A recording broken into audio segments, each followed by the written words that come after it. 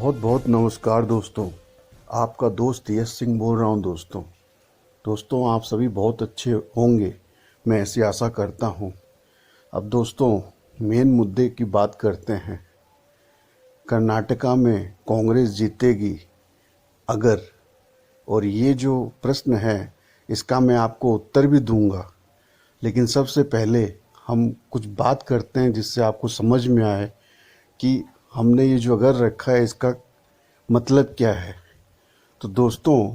आप एक चीज़ हमेशा याद रखिए कि जिस भी राज्य में अगर कहीं भी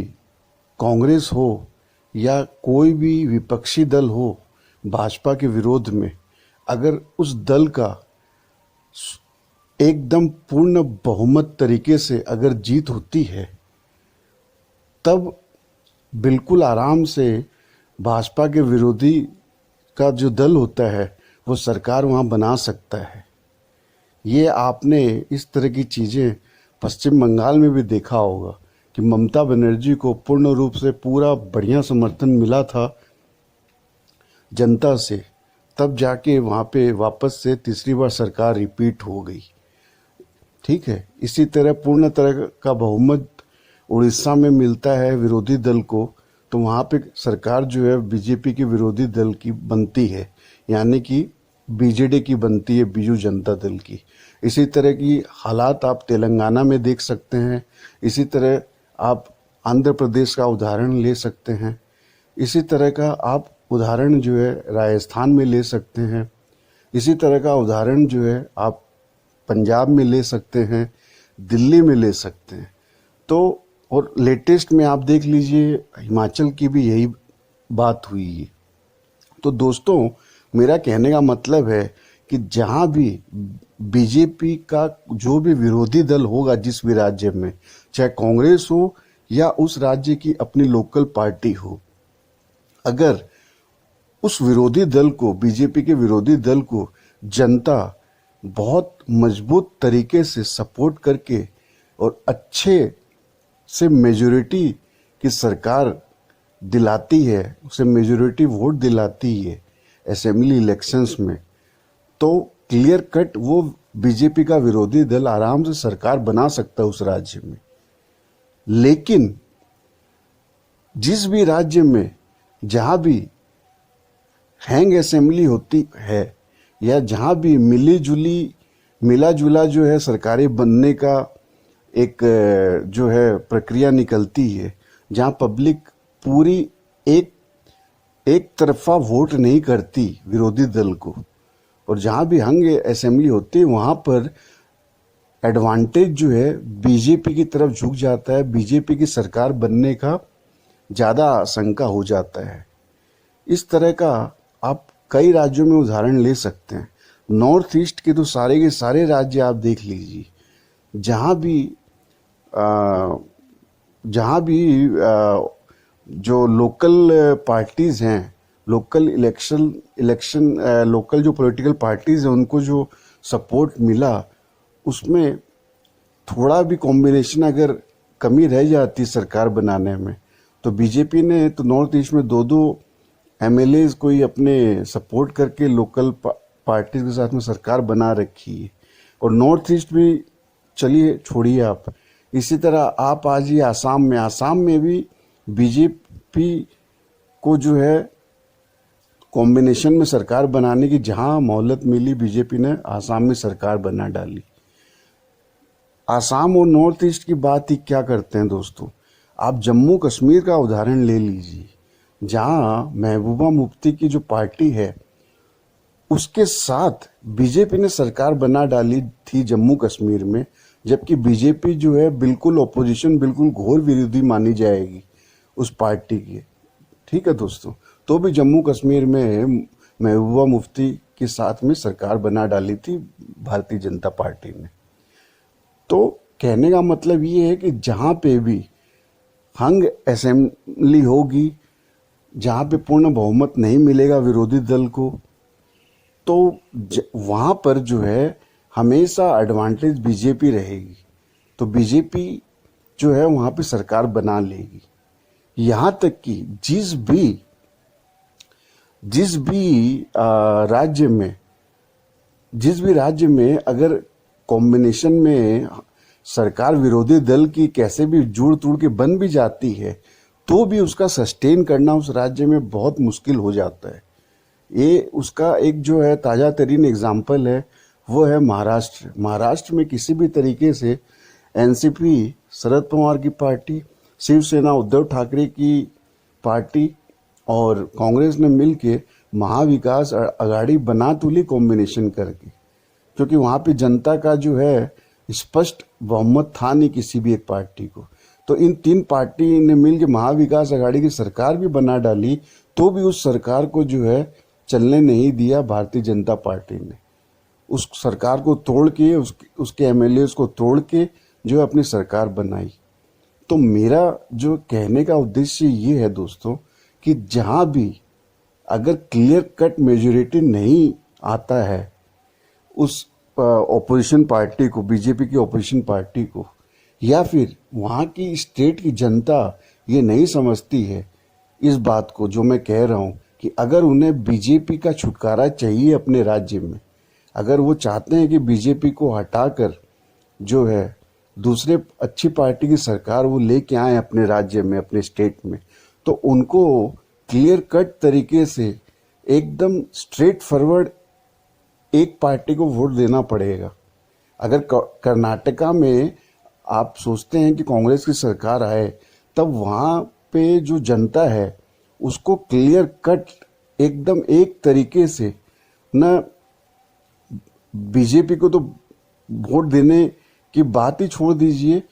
जो जेडीएस है वहाँ की जो पार्टी जिसको हमेशा 30-40, 25-30 ऐसे सीट्स मिलती है, उसको भी वोट न देकर अगर वहाँ की जो पब्लिक है वो क्लियर कट वोट अगर मेजोरिटी सपोर्ट करती है कांग्रेस को, अगर वो चाहते हैं कि कांग्रेस की सरकार बने, कांग्रेस की सरकार जो है बीजेपी की सरकार को हटा के एक नया कुछ परिवर्तन चाहते हैं कर्नाटक में, तो वहाँ की पब्लिक को क्लियर कट वोट पूरे अच्छे मेजोरिटी से देना पड़ेगा कांग्रेस को, तब वहाँ पे जो है कांग्रेस की सरकार बन जाएगी कर्नाटका में। इसी तरह की बात जो है आपने देखी है कि बिहार में भी कॉम्बिनेशन की सरकार जब हंग असेंबली हो गई थी, तो बीजेपी ने नीतीश कुमार के साथ में किसी भी तरह सरकार बना ली थी। उसके बाद तो फिर नीतीश कुमार टूट के और वापस फिर राष्ट्रीय जनता दल जेडी, हाँ, तो राष्ट्रीय आरजेडी के साथ में सरकार बनाई। तो मेरा यही कहने का मतलब है कि किसी भी स्टेट में कोई वहाँ की पब्लिक अगर चाहती है कि अगर वो एंटी बीजेपी सरकार बनाना चाहती है, कोई नया परिवर्तन करना चाहती है, वहाँ पे बिल्कुल से एक अलग तरह का डेवलपमेंट देखना चाहती है, अगर उनको लगता है कि बीजेपी की सरकार ने कुछ भी उनका डेवलपमेंटल काम नहीं किया उनके स्टेट में या बहुत गड़बड़ किया है, जैसे कर्नाटका में बात चल रही है कि 40% सीएम की सरकार, ठीक है, पे सीएम की सरकार बोलते हैं उधर बीजेपी की गवर्नमेंट को। तो वहाँ की अगर पब्लिक चाहती है कि कम्प्लीटली चेंज हो जाए, नई गवर्नमेंट बने कांग्रेस की, तो उनको एकदम क्लियर कट मेजोरिटी से कांग्रेस को सपोर्ट करना पड़ेगा, वोट करना पड़ेगा, तब पॉसिबल है वहाँ पे कांग्रेस की गवर्नमेंट बने। लेकिन अगर वहाँ पे किसी भी तरीके से अगर हंग असेंबली हो जाती है और बीजेपी को और कांग्रेस को इक्विवेलेंट सपोर्ट मिलता है या बीजेपी को थोड़ा ज़्यादा मिल जाता है कांग्रेस से भी, तो वो किसी भी हालत में जेडीएस को कंबाइन करके उधर में अपनी सरकार बना लेगी।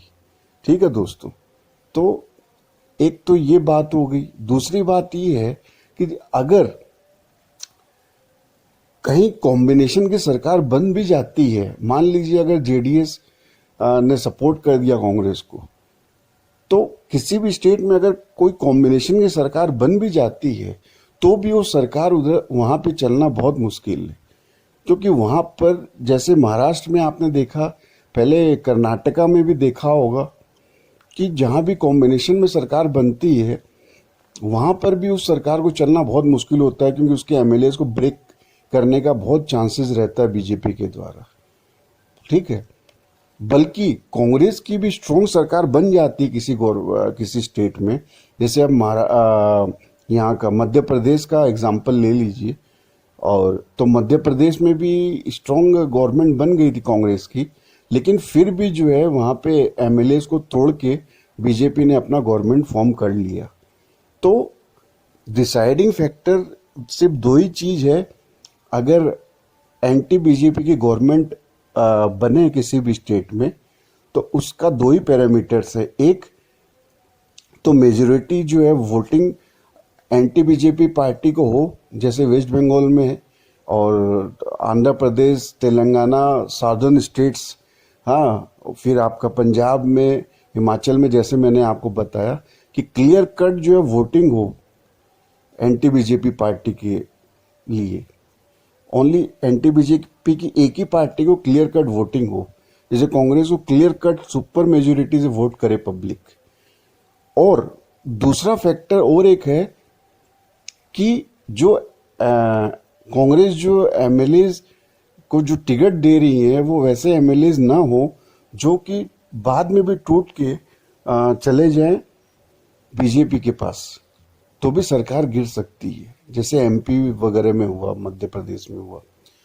तो ये दो चीजें बहुत इंपॉर्टेंट है जिसको ध्यान में कांग्रेस पार्टी को भी रखना पड़ेगा, या एंटी बीजेपी कोई भी पार्टी है या ओपोजिशन पार्टीज जो है उनको हमेशा ध्यान में रखना पड़ेगा कि उसी एमएलए को वो टिकट दें तो 100% उनको उनके ऊपर में भरोसा है कि वो कभी भी टूट के नहीं जा सकते हैं बीजेपी के साथ में। एक तो ये चीज, और पब्लिक को एक चीज अपने ध्यान में रखना है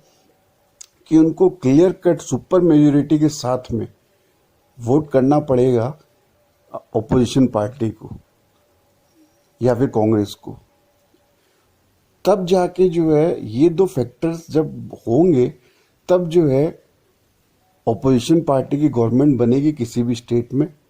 जैसे वेस्ट बंगाल में हुआ है और बाकी साउदर्न स्टेट्स वगैरह में हुआ है इस तरह से। तो और यही चीज जो है कर्नाटका में भी होगी। तो दोस्तों, मैंने जो अगर वर्ड बोला था that Congress will form government in Karnataka if, तो अगर और इफ, इसका यही दो आंसर है, यही दो उत्तर है जो मैं आपको बता रहा हूं कि एक तो कांग्रेस हो या ओपोजिशन पार्टी हो, उसको स्टेट में क्लियर कट वोटिंग दे पब्लिक, और दूसरा